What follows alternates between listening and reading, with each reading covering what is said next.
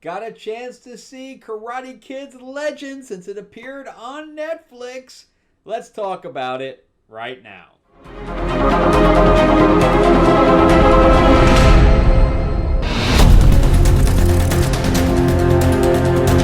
Welcome back to the channel, everyone. Thank you so much for spending time with me as we rant about movies, comic books, and television shows, as well as the occasional board game. I am your host, Frank Zanka. I'm an award-winning screenwriter, novelist, and comic book writer, as well as a filmmaker.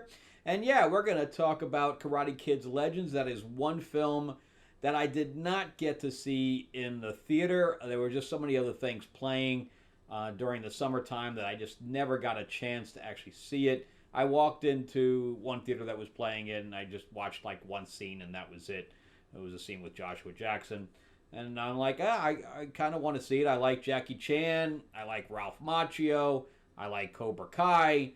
And I grew up with Karate Kid, so I kind of wanted to see it, but just never got around to it. And then, poof, it ended up on Netflix pretty quick. Just like everything is coming out so quickly. I mean, Superman's on. I just watched Ballerina again. I just watched, Megan 2.0 again. So these are all movies that, were just in the theater like literally months ago. And it's amazing how quickly they come out of the theater and literally run to television. That never would have happened back in the day. We had to wait like a year for stuff to come up on HBO or Cinemax or whatever. It didn't. It was never very quickly because there was always that DVD market that would come out first. So it would come out on DVD or whatever else on, 6 months to 7 months after the movie came out. And then it would appear on cable like 6 months after that. But now it's hitting VOD literally while it's still in the theater. It's crazy. It's crazy. I think that's what's destroying the theater market. The theatrical releases. But anyway, so let's talk about. Let me get my mic all the way up here. So let's talk about the storyline and things to that effect. So in essence, there is absolutely nothing new to this movie that hasn't already been done. It's a rehash. So I have to question the choices in their filmmakers. Not so much the cast, because I generally thought that the cast was really good. If anything, the cast carried this film on their backs because the filmmakers, the directing was okay. The directing was decent. Jonathan Entwistle, he's basically a TV director. He doesn't have that many credits to be given a $45 million movie. But that's what they gave him, and I don't know. It's shot in New York, and I know New York has a tax rebate system. So I don't know if that's before or after the rebate. If it was before the rebate of 30%, or even 25%, because you don't get to write everything off. So even if it's 25%, that would have brought the thing down to $35 million. So that would have been better. The movie made $114 million worldwide, globally. So if the $45 million is after the rebate, then you multiply that times 3, and you're at like $135 million. So $135 million means that they lost $20 million. So just saying. So the movie, in essence, lost money unless it was before the rebate, and that's the case, then it just about broke even. So let's hope for the latter.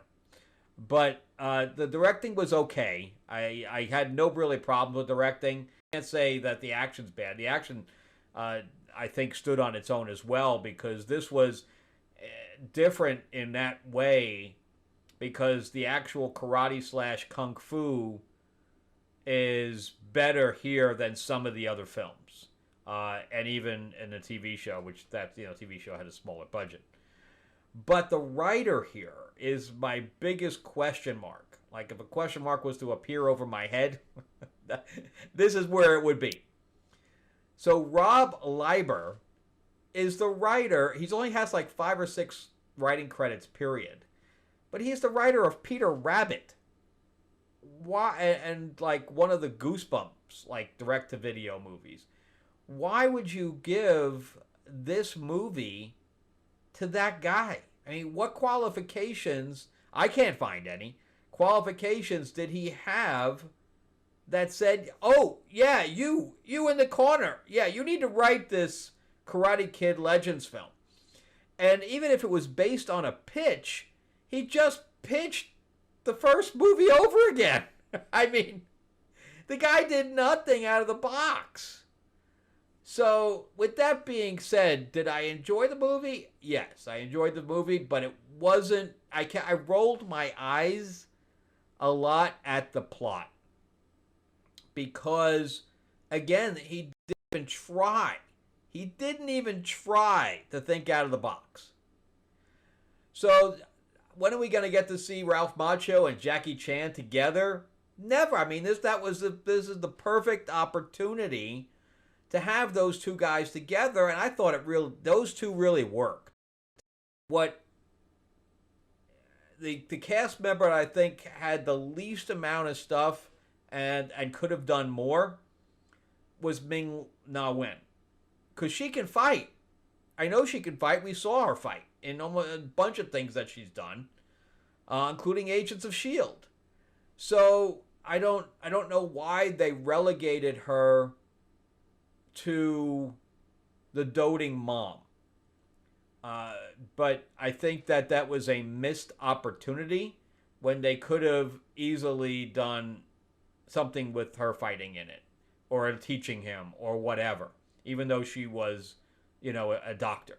Again, we have a bully guy who is the ex to the main love interest, which is Sadie Stanley. She is from the Goldbergs. Again, she's a cutie. I thought that the whole cast had some really, really nice chemistry. Back to Ming-Na Wen and Lee. He was just in. His name is Lee Fong in the movie, but his name is Ben Wang, and he was just in the Walking movie. So the Stephen King one. So he's done some stuff too. He's got a good personality. He was cool here because he was able to fight at the same time as being tiny. So he looked like the underdog right from the beginning. But again, all of the actors had some really, really good chemistry, and that's what made the movie fun to watch, not the plot. Anyway, before we go into any further, remember to give me a like, give me a subscribe if you can. If you can, ring that bell, ding, ding. Subscribe and share this video out there. Also remember, too, that I am a writer myself. You can check out my stuff on Amazon. Just type my name in, or there's a link in the description below. You can check out my 4-novel series. It's an epic sci-fi called Destiny Aurora. And it has an eclectic crew, and it's kind of an amalgamation of Star Wars, Star Trek, and Guardians of the Galaxy. And on top of that, it was made into a board game, an RPG, a graphic novel. It's on Audible with multiple voices and stuff like that. So it's actually really cool. I think you'll like it.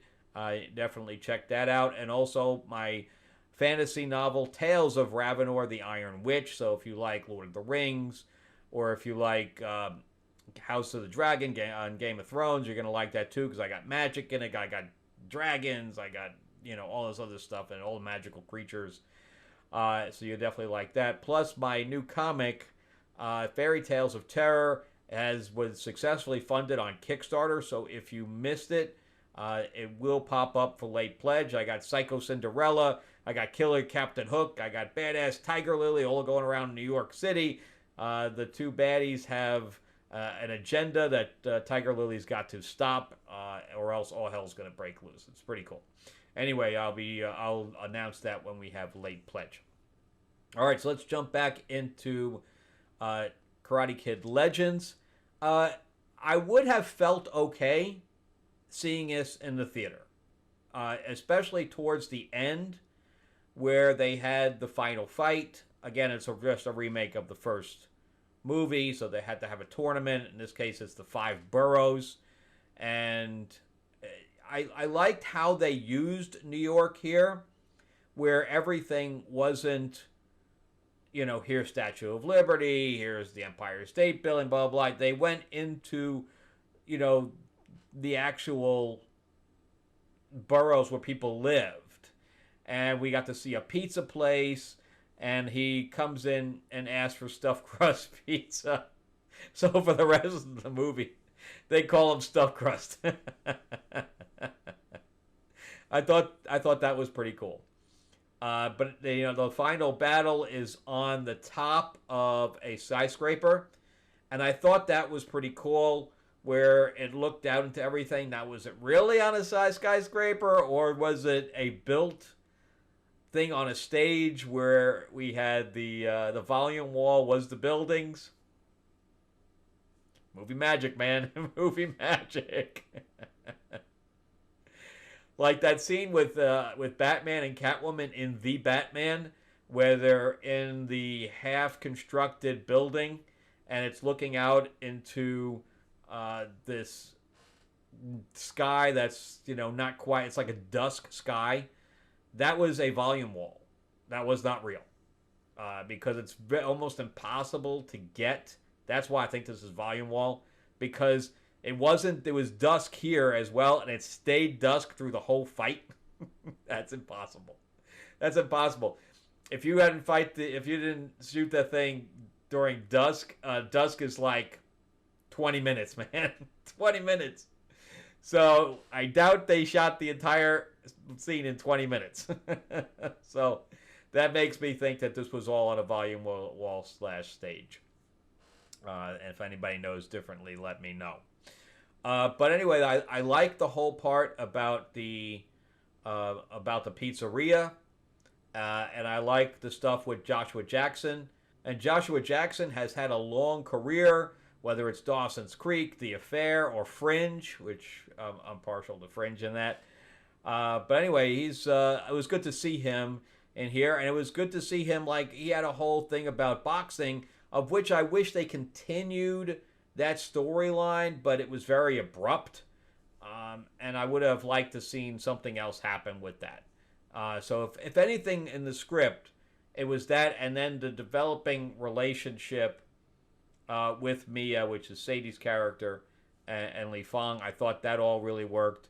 But Connor, who is played by Aramis Knight, played MK, and I know I say this a lot because a lot of the actors are popping up, is one of my favorite series, and that's Into the Badlands. So he can fight. He was trained during Into the Badlands, so when he came in here to do this, he can fight, and he comes off as a powerhouse, and I really like that. Is that he could do some damage, especially to somebody that's half his size. I also like the signature move that they came up with, trapping the tiger, as they call it. I really like that, and because we had the crane, he needed something to rival the crane from the original movie, and this is what they came up with, was trapping the tiger. So all good stuff there. So it had missed opportunities. I think the plot in general was bad because of the fact that he just did a rehash. He didn't think out of the box at all. I liked the use of New York. I liked the relationship. I thought overall the chemistry between the characters, it was good, and that's what made the film worth watching. Because it was completely predictable. There was absolutely nothing new. And then LaRusso was basically thrown in. I mean, there was absolutely no reason for him to be there except for the fact that they wanted LaRusso and Jackie Chan together, which I'm okay with, but it's just laughable about how he was thrown into there. He was not needed. There was nothing. He says, I want him to learn Miyagi karate. Why? Why? I mean, Jackie Chan is a very capable, teacher. So I didn't get that. And I was upset originally that Johnny was not included with this because, of course, he was the whole catalyst for Cobra Kai being started. And then they left him out of here. But at least in the post-credit stuff, he made an appearance at the end. And I'm like, okay, at least they threw him in there. At least they gave him a bone. So, but if I'm going to rate this on a scale from 1 to 10, I'm going to say it's a 7. It's above average purely because of the action and the actors. But that's it. And maybe the setting. But that's it. Other than that, it's a very average film. But if you have nothing to do and you want to just watch something, it's entertaining. It's just predictable. That's all. All right, well, that's it for me. Remember to give me a like, give me a thumbs up if you can. If you can't subscribe, please do. Ring that bell, ding, ding. Share this video out there. Also, check out my stuff on Amazon. Just type my name in. There's a link description below. Also, check out my stuff on Fairy Tales of Terror. I still have the link down there, even though you can't pledge right now. And we will be doing late pledge. All right, thanks again for watching, guys, and you guys have an awesome week.